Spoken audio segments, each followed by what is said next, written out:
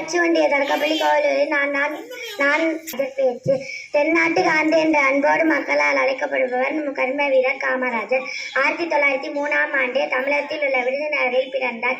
இவர் தந்தையார் பெயர் குமாரசாமி, தாயார் சிவகாமி அம்மாள். இவர் இந்திய விடுதலை போராட்டத்தில் கலந்து கொண்டதனால் பலமுறை சிறைச்சாலைக்கும் சென்றவர். காமராஜர் 1954ஆம் ஆண்டு முதல் 1963ஆம் ஆண்டு வரை தமிழக முதல்வராக தேர்ந்தெடுக்கப்பட்டார். இவர் ஏழை குடும்பத்தில் பிறந்தார். தமிழகத்தில் உள்ள அனைத்து பள்ளிகளுக்கும் மதிய உணவு திட்டத்தை உருவாக்கினார். நாட்டு மக்களுக்கு தன்னலம் கருதாமல் பெரிதும் பாடுபட்டார். ஆனால்தான் காமராஜரை படிக்காத மேதை, கருப்பு காந்தி, ஏழைகளின் நண்பன் என்று மக்கள் கூறுகிறார்கள். பெருந்தலைவர் காமராஜர் 1975ஆம் ஆண்டில் உலகை விட்டு மறைந்தார். கற்கை நன்றே பிச்சை புதினும் கற்கை நன்றே என்று கூறியவர் ஔவையார்.